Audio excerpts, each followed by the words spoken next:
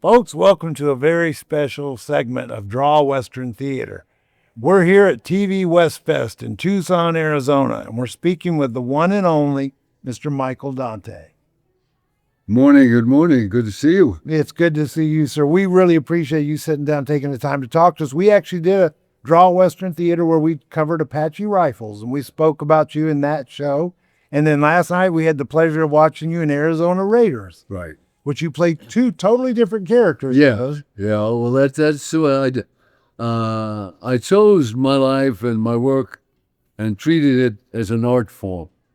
And in doing so, I wanted to play different characters, be able to, I could put it in a phrase, a leading man who has the ability to go into character. That's the way I designed my life. And I succeeded in pursuing my career in that manner.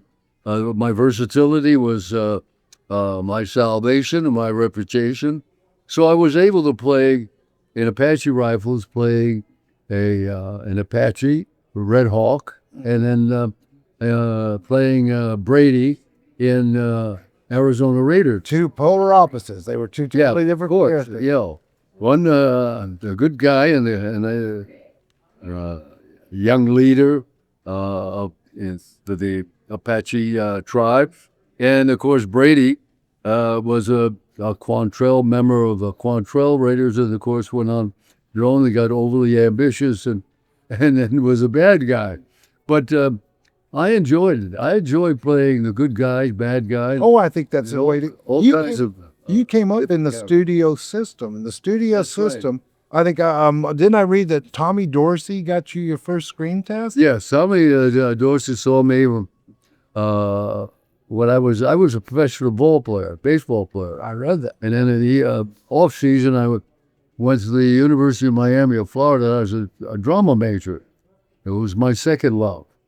And in the interim, and through my roommate, the left-hander of the Red Sox and the Yankees and Washington Senators, Mickey McDermott, was a friend of Tommy Dorsey. And Tommy was doing one-nighters up and down the east and west coast of Florida. And he called one night, and he had a night off. And he said to Mickey, I want to see you. They were good friends. And we want to have dinner. And Mickey said, do you mind, Tommy, if my roommate, my buddy, is going to spring training with us with the Washington Senators? He said, a hell of a young ball player as you left. You should meet him. Tommy loved baseball. Oh, he loved baseball. So Tommy said, oh, boy, of course, it's sure. Anyway, because of the chase, we had a great evening and so forth. And he said, I'll be coming by here. This was in the fall of 1954. Now, the winter of 1955, which was the spring semester at the university, and I'm going to spring training with the Washington Senators March 1st, Tommy said, I'll be coming through in February again. True to his word, he called. We couldn't get a hold of Mickey, so he and I and his manager, Tino Barzi, who loved baseball as well, invited me for dinner.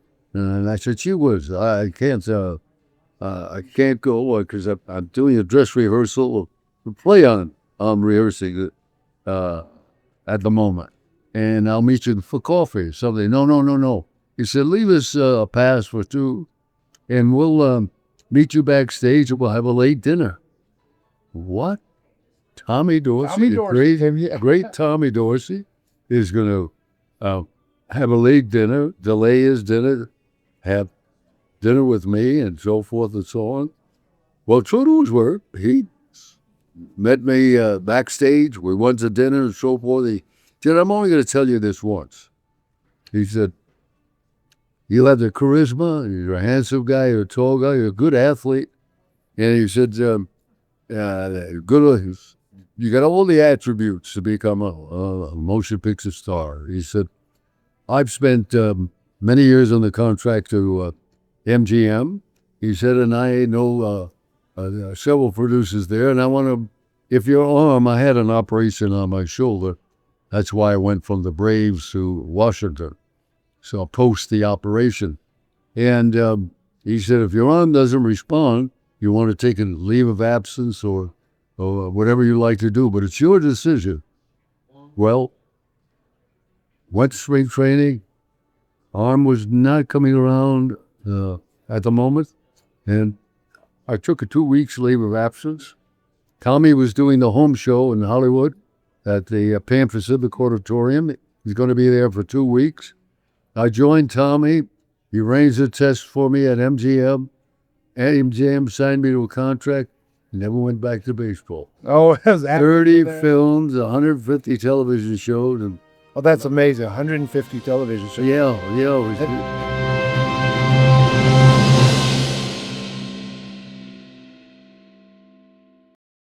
So you actually were under contract to 3 different studios. That's right. You got that right.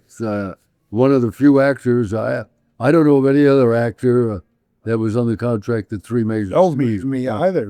That's amazing. MGM, Warner Brothers, and 20th Century Fox.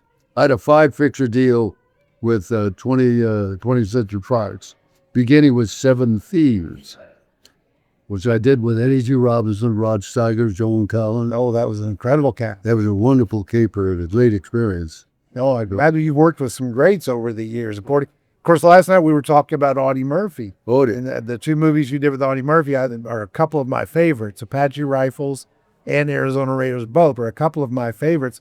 One of the things we were talking about, Mr. Grave, and by the way, folks, they're working right now on, the Audie Murphy Museum is working on also putting together the Michael Dante Museum. That's right. And that's going to be in Tombstone also, correct? Yeah. Billy Gray owned and operates all the memorabilia in the museum and so forth.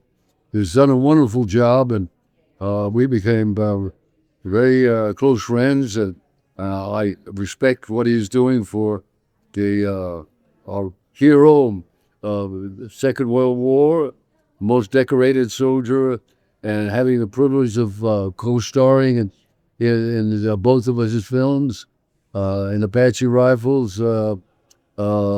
We had a wonderful time, and I really grew to love Audie and respect him as an actor. He was my hero on and off the stage. Oh, that's wonderful. When we were youngsters, you might appreciate it, was about your age, and we would sneak into the Strand Theater, my hometown of Stamford, Connecticut. And when they exited out the doors, in those days they had exits out the side doors of the theater. You didn't have to go through and go out the long way when you finished watching a movie. So when they, over those exit doors, we'd sneak down below the life, crawl in, and we'd watch sit there from 1 o'clock to 6 o'clock at night. We'd watch it twice with a Western serial or a movie and so forth. And including on the screen at that time, it would have the newsreel. Remember the newsreel? Oh, sure. They would show the news. You're too young to remember, but I remember newsreel. And then my buddies, there was 4 or 5 of us together, looking at the screen, and then Audie Murphy, Congressional Medal of Honor.